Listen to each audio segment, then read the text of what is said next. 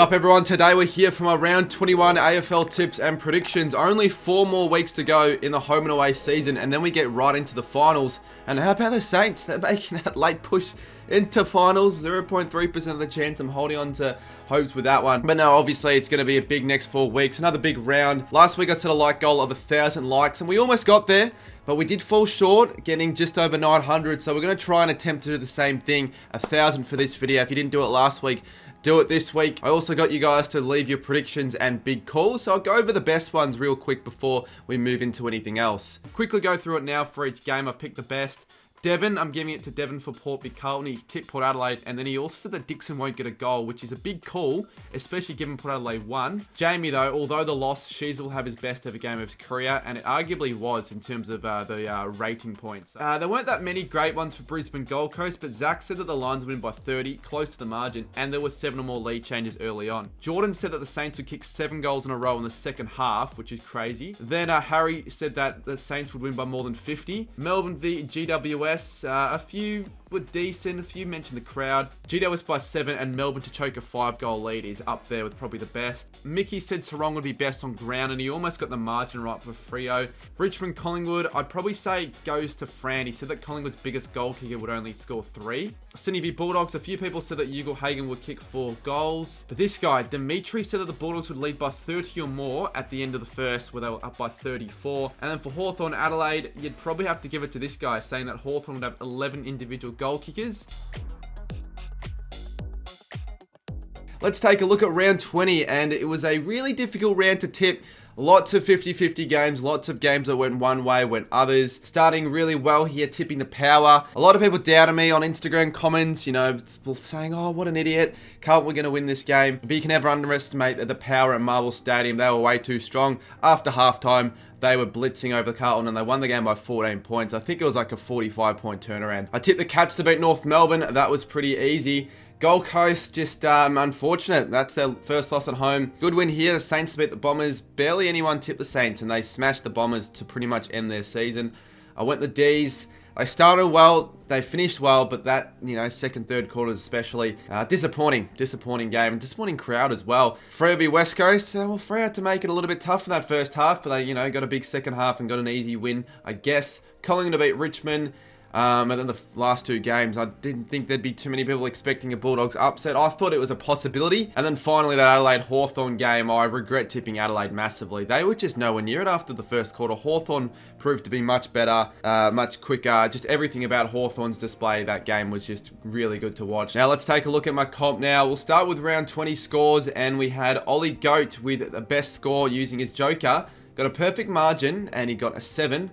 With a double score. A few other people got a 14. We had 9 using the Joker. Anyone in particular that Blake Brown? And I'll tell you why it's a pretty difficult round, because only one person got a perfect score this round of 9, and that was Drado 13. Solid. That's the 3rd perfect score for this guy. As you can see right here in the top 5 for the regular comp, we have Rort Wasp still in the lead by 1, Swan Hunter with 135, Clancy Hyde, Ivan Soldo, and Himash. None of the top 10 really got that good of a score, to be honest, with the best being 6. It was a tough round, and to be honest with you, even my tipping score of 5 wasn't as bad as it could have been. Now, last week, I needed to get 3 big calls correct, which is basically the same as what it's going to be this week, and unfortunately, it was another pretty average week. The big calls are getting harder, I feel, and they're getting worse. The only game that was really close to being correct in my tipping was the Saints v Essendon game. I said that the Saints would be in front by 30 or more points at any stage, and obviously they won by 50. So that's another punishment for the week, and hopefully you guys enjoy fishing, because it seems like I'll be having to go fishing on a stream until I catch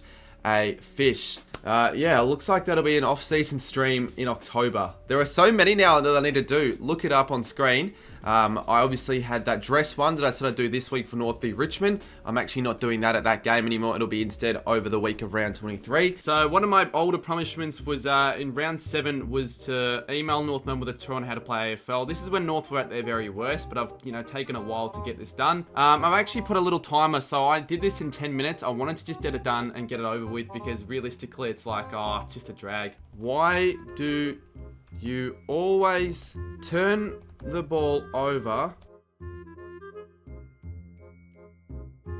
and watch my, I don't know, grandma knit?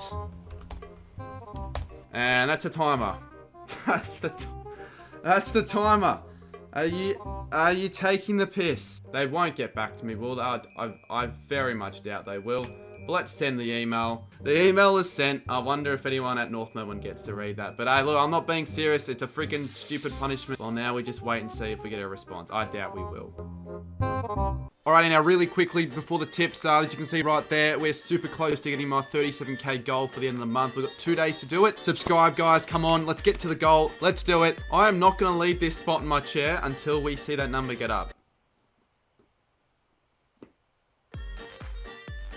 Alright, we start off on Friday night, and we have a double header on the Friday. I'm not a fan, to be honest. I understand why they do it during the Mother's Day week, but not this week, to be honest. The first game, the Bulldogs and Melbourne at Marvel Stadium at 7:15 p.m. 89% of people go in the Western Bulldogs. The Bulldogs are in some crazy good form right now. I'd argue they're the second or third best team in the competition right now, form-wise, behind Brisbane. Probably even better than Hawthorn, because the way they've been winning have been really convincing. 3 weeks in a row, Carlton, Geelong, and Sydney, all technically away as well. We thought after that Port Adelaide game that was season over for Bulldogs, but now they look like they can beat anyone. And you'd think if they can beat those 3 teams, they can beat Melbourne, who are kind of out of form. The Dogs were just, so good against the Swans. They dominated that first quarter. I know Sydney have pretty average first quarters. I expected a bit of a response from Sydney, but it just wasn't really the case. Treloar had 40 disposals, and I think he deserves to be in the All-Australian squad at this rate. And Ugle-Hagan having a great last few weeks in those games, kicking another 4 goals. Roy Lobb as well down back, just to name another player who has been in some great form in the last 6 weeks, who has helped the Bulldogs turn their form around. It's hard to see where they're at right now. I feel like with the D's, I feel like right now with a couple other sides in some really good form, kind of like Essendon, their season seems to be just about done. They needed to beat the Giants, and they started great in the first quarter. But it was a big drop-off after that. Jesse Hogan got on top in the forward 50 for the Giants, and the D's just couldn't really defend as well. But then the D's did make a late surge, kicking a few goals to finish the game, but unfortunately just wasn't enough for them, and it'd be a bit of a disappointment. But they did show a little bit of effort against a pretty strong Giants outfit. At least Gawn's back in the squad for them, but they're in some trouble. They need desperately a genuine key forward. Do they bring in Tom Fullerton this week? I mean, why else do they have him on the list? I'm not too sure what they do, but it's looking like if this week isn't a win for the D's, which if it was, it'd be a big upset, then it's probably curtains for the D's season, which is a bit unfortunate considering they started quite well. I think the Dogs are just in too good a form. They're the sort of side that could lose this game, but I think right now you just have to be tipping them. Like, I don't think they're going to drop it. And at Marvel, they're in some really good form, but I'm going to say the Dogs by 18. I think the D's will be a slight bit competitive, but you just can't take away how good a form the Dogs are in right now. I reckon it'll be high scoring. Both sides combined for 205 or more points. We do have another game on the Friday, as I just said before.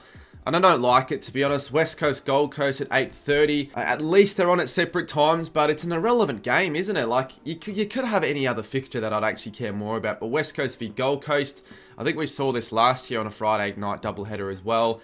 Pretty irrelevant game now, you'd think, considering last week, especially for Gold Coast, it was basically a do-or-die game against the Lions in the Q Clash, and they weren't up for the fight. That was their first loss at home, and that's pretty much it for their season. They would need to win the next 4, and it wouldn't even be a guarantee. I'm pretty sure 13 wins this season isn't even a guarantee, and especially with how well Hawthorn and the Bulldogs are going.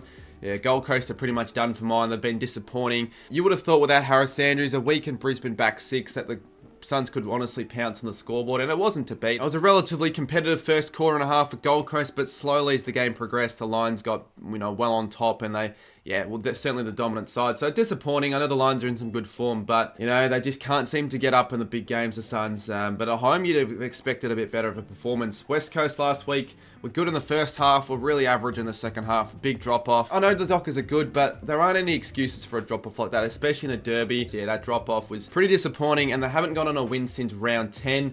I know quite a few people probably expect definitely a response and maybe a West Coast win here, because Gold Coast still haven't won a game away, and I know it probably doesn't matter now for them, but I feel like if they lost a game at home, they probably don't want to go another loss again here, and I think they're definitely the better side. They've got a better midfield. Dimma Hardwick will still have that sort of belief that finals are still on the agenda, so they're going to want a big win after a poor game against the Lions, and yeah, I feel like they will. I don't know. Weirdly enough, I feel like the Suns are going to win comfortably from the start of the game to the end, and I'm going to say they win by 36 points. I think they'll win it in the midfield. I think they'll get 70 more touches than West Coast in the game. We head to the Saturday, and we have the first game, North and Richmond. Just quickly, as I said earlier in the video, if you missed it, I won't be doing that dress punishment this week, so don't go to the game expecting anything to happen in that game. It's not happening. It still will happen, but anyways, yeah, Battle of the Wooden Spoon, this is probably going to be, honestly, a lot of people have been titling it as that, the 2 sides on 2 wins. So, significant in that sense, but does it deserve its, own time slot, a standalone time slot? Probably not. Probably pretty average fixturing, given we have 2 really good games on the Saturday night. But I feel like still with North Melbourne, whilst I've only picked up the 1 win in the last 5-6 weeks, they've shown better signs. They've definitely shown more promising signs than Richmond, and they're more competitive in games against the top sides. I know against Geelong, they were in the contest up until half-time, I felt. A few plays just not really doing enough. It wasn't a mature enough performance at Blundstone. Geelong just clearly had more class on the day, but to be honest with you, North weren't too bad. They had a few standout performances like Cherry, and Sheezer was big. He contributed to 14 of the 16 scoring shots that North had, which is an actual record in terms of percentage. So one of the better, performances from any player in a loss, and, he's going to be star in the future next year. Results like that just can't be tolerated anymore. So disappointing in a way, but I think they'll bounce back here. They're pretty decent at Marvel. Richmond obviously against Collingwood, they were beaten around the contest, especially early on. They kind of made it even in the contest sort of as the game progressed, but Collingwood probably should have won that game by a lot more. At $2.20 to win, I feel like they definitely can win, but they haven't really shown enough, and I feel like North have certainly shown more as of late and probably deserve my tip. They've just got a stronger midfield and just more talent right now, North Melbourne. Richmond probably have Dusty back, so that might give him a bit of a spark, but not too many shining lights for Richmond last week. Broad was good, to be fair, and Tom Brown, he kicked 3 goals, his first 3 goals in his career, so he looked at, decent promise. I think I'm going to tip North here. I think more people are tipping North on the basis they've just been in some better form, despite only the 2 wins all season.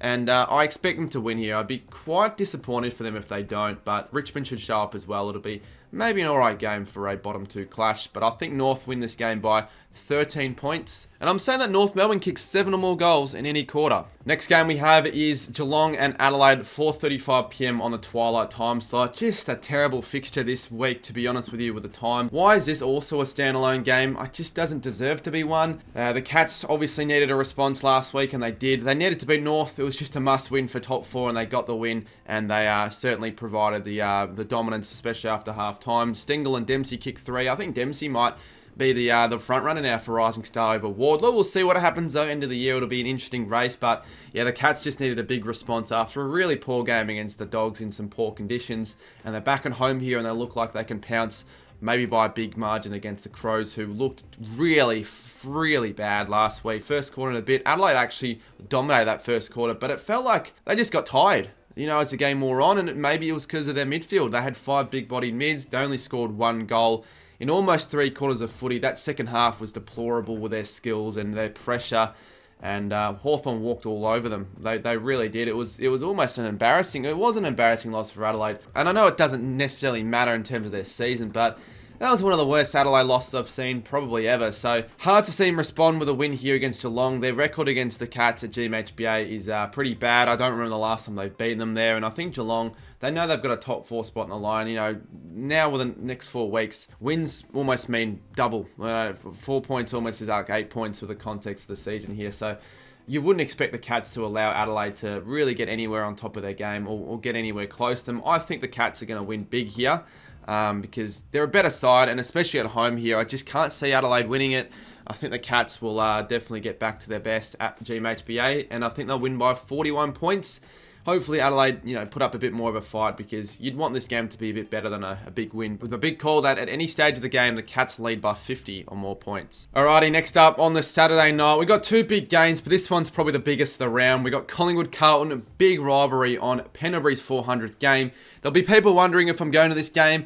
What do you think the answer is? I'm not a fan of these 2 clubs, so how would I get a ticket? It's going to be a massive crowd, big sellout, but if I could get a ticket, I would certainly go to the game and make a video on it. So if you really want to see that, and you've got a spare ticket or something, someone with a spare ticket, hey, hit me up, contact details up there. Collingwood are going to hopefully want to stand up for Pendlebury's 400th, because they can still make finals, mathematically. They won against Richmond last week in an unconvincing manner. That first quarter, I thought they played, close to their best footy, but after quarter time, it was a bit more of a stalemate. Both sides are a lot more even in the contest. Collingwood probably should have won by more, and if they wanted to show the competition that they're still a threat, probably needed to win that game by 10 goals. But it's a good time to get Carlton, because they're in some pretty average form. And once again, could Collingwood stand up for Pendlebury in this 400th game? Most likely you'd think so, but Carlton, once again, they just need to get a win. Because Carlton, their top 8 spot isn't 100% yet confirmed, and certainly not their top 4 spot either. They dropped this game, and they're probably not making top 4. Their chances are, going to hang by a bit of a thread. It's such an even competition right now, the ladder. But Carlton have just been in some really bad form. 3 of the last 4 games have been losses. With only that one win being against North. And against Port Adelaide, they were up by 31 and they blew it after half time, only kicking 1 goal after the second half. Every Port player basically manhandled to Charlie Kerner because they only had the 1 target up forward. No Mackay, and obviously no De Koning was obviously a factor. I am going to lean on Carlton though, even though they haven't been in great form. But they've got to fight it back because we know how good they can be. And if Carlton can bring, close to their best footy, I think it'll be, no match for Collingwood. And if, they can get a run on 4 or 5 goals in, 6 or 7 minutes, that'll be too hard to stop. So I'm going to say Carlton by 27 points. I hope it is a bit of a better game than what I suggest with the margin. But I do feel like Carlton should get up relatively comfortably if they're good enough. And a big call will be revolving around Pendlebury. I think he'll have 25 more touches and a goal. He hasn't had more than 25 touches in 6 weeks. So because of that, it's a bit of a big call. And also, as I said before, another good game on the Saturday night. Port Adelaide and Sydney. Why does this have to be clashed with Collingwood Carlton? I hate the Saturday night clashes when you've got 2 good games. Clearly, though, Port Adelaide are a big chance in this one, I feel, because Sydney's form right now is nothing short of concerning, I'd say. This is not the form that a side on the top of the ladder wants to have heading into finals. It's the worst time to be heading into this form. It's the worst time to be getting these injuries as well. But they did not fire a single shot against the Bulldogs. I was super shocked looking at the scores. They got a few late cheap goals in the end, Sydney, but they just applied no pressure. They kept bombing inside 50. Their skills were poor. Maybe at this point in the season, the Swans have gotten just a little bit too comfortable because really the only positives for that game was Matt Roberts. He was their best player by quite a bit. Port Adelaide, they've got the Swans a good time. Good win against the Blues. Really good win. It shows that their form at Marvel isn't a fluke. They've now won 11 of the last 12 and were down by 31, but didn't drop their heads. They just kept chipping away at the lead and overran them in the last half and the last quarter. Port are a big chance here. They're good against the Swans. I don't think they've lost against Sydney in 7-8 years. They've got them at a good time. If this is 6-7 weeks ago when the Swans are unstoppable, I'd still probably almost tip Port Adelaide with the form that they were in at the moment. They're not favourites, but it's very even the odds. 39% Port, 61% Sydney. I'll be part of that 39%. I think in a good game of footy, the power just a little bit better. They'll be a little bit stronger, and Sydney could drop that. They could drop that top spot, which would be unbelievable. But I'm saying Port by 7 points. My big call, Georgiades and Radigali combined for 6 or more goals. Let's just hope those 2 players are playing forward this week. We've got a really good Sunday of footy, to be honest. 3 great games. This is probably the best of them. The Giants and the Hawks in Canberra. Right now, it's going to be, it's just a much-watch game almost, I feel, in terms of shaping up the ladder. Hawthorn for the 8, GWS for the 4.